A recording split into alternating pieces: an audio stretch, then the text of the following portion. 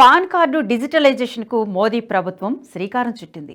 QR code ద్వారా pan కార్డును access చేసేలా మార్పులు తీసుకొస్తోంది.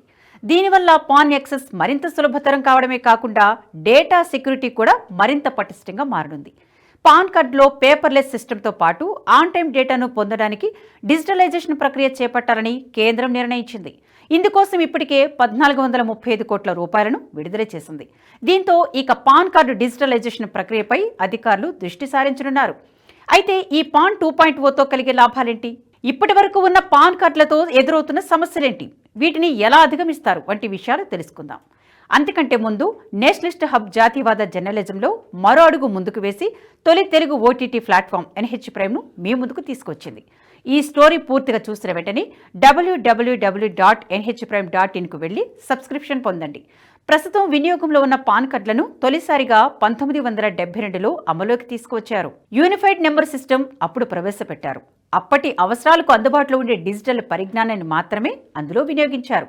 కానీ ఇప్పుడంతా డిజిటల్ విప్లవం కొనసాగుతుంది. మారుతున్న కాలానికి తగ్గట్లు అన్నిటినీ అప్గ్రేడ్ చేసుకోవాలి. ఇందులో భాగంగానే పాన్ కార్డును డిజిటలైజ్ చేయాలని కేంద్రం భావించింది. పన్ను చెల్లింపుదారులు, వ్యాపార సంస్థలు ఆర్థిక వ్యవస్థలతో ఇంటరాక్ట్ అయ్యే విధానాన్ని సులభతరం చేయడం, మెరుగుపరచాలనే లక్ష్యంతో permanent account number modernised version pan 2.0 తీసుకొస్తున్నారు. ఈ కీలక అప్డేట్కు సంబంధించిన వివరాలను కేబినెట్ బ్రీఫింగ్లో కేంద్ర మంత్రి అశ్విని వైష్ణవ్ వెల్లడించారు. పాన్ 2.0 ప్రాజెక్టుతో తీసుకురాబోతున్న కీలక మార్పులు, ప్రయోజనాల గురించి తెలుసుకుందాం. ప్రస్తుత పాన్ కార్డ్ సిస్టమ్కు అప్గ్రేడ్ వెర్షన్ పాన్ 2.0 దీన్ని మరింత ఎఫిషియంట్, సెక్యూర్డ్, యూజర్ ఫ్రెండ్లీగా రూపొందించనున్నారు.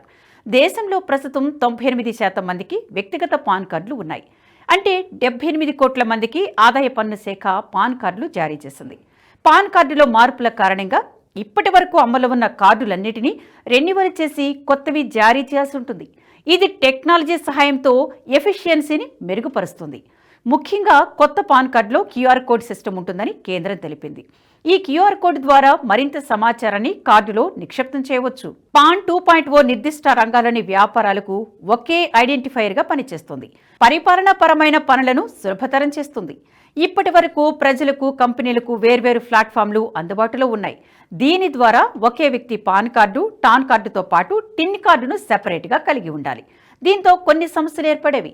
అందుకే ఈ మూడింటిని ఒకే ధరలో మెర్జ్ చేయాలని కేంద్రం భావించింది.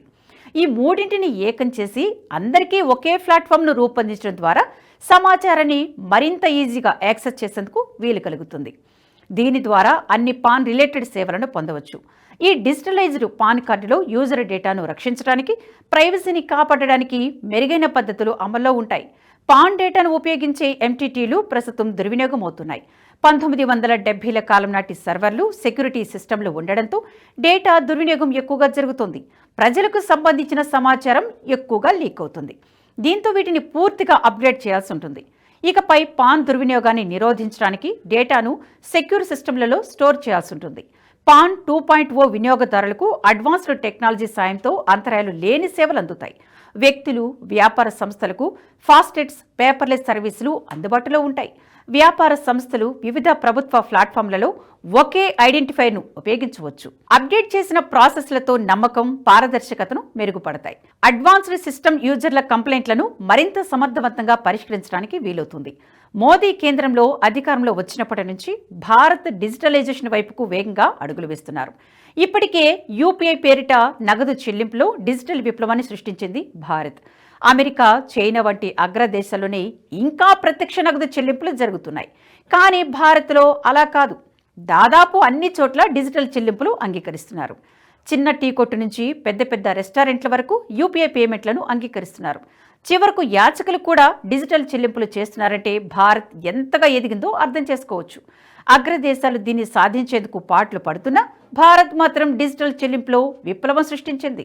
మోదీ ప్రభుత్వం కేవలం పాన్, యూపీఐ మాత్రమే కాదు, ఇంకా ఎన్నిటినో డిజిటలైజేషన్ చేసింది. గతంలో మనకు ఏదైనా మెడికల్ ప్రాబ్లం వస్తే పాత ప్రిస్క్రిప్షన్ల గురించి వెతుక్కోవాల్సి వచ్చేది. చాలా పాతవి కావడంతో వర్షంలో తడిసిపోవడమో లేక ఎలుకలు కొట్టి పాడైపోవడమో జరిగేది. మరికొంతమందికైతే అవి దొరికేవే కాదు. అటువంటి సమయంలో ఎప్పుడైనా ఆసుపత్రికి వెళ్లాలంటే మళ్లీ మొదటి నుంచి టెస్టులు చేయించుకోవాల్సి వచ్చేది. అటువంటి సమయంలో కేంద్ర అభా పేరుతో హెల్త్ కార్డును తీసుకొచ్చింది. ఇందులో హెల్త్కు సంబంధించిన పూర్తి వివరాలుంటాయి. ఈ ఐడి ఓపెన్ చేస్తే మనం ఎప్పుడెప్పుడు చెకప్లు చేయించుకున్నాం, ఏ సమయంలో ఏ మందులు వాడామో పూర్తి వివరాలు ఉంటాయి. దీనివల్ల ప్రిస్క్రిప్షన్ల కోసం వెతుక్కోవాల్సిన పని తప్పింది. ఇలాగే డిజిలాకర్ కూడా పనిచేస్తుంది. ప్రస్తుతం మన దగ్గర ఆధార్ కార్డు, లైసెన్స్ వంటివి అనేకం ఉన్నాయి. వాటన్నిటినీ ప్రతి చోట తీసుకువెళ్ళడానికి కుదరదు. దీనివల్ల చాలా ఇబ్బందులు ఎదురవుతున్నాయి.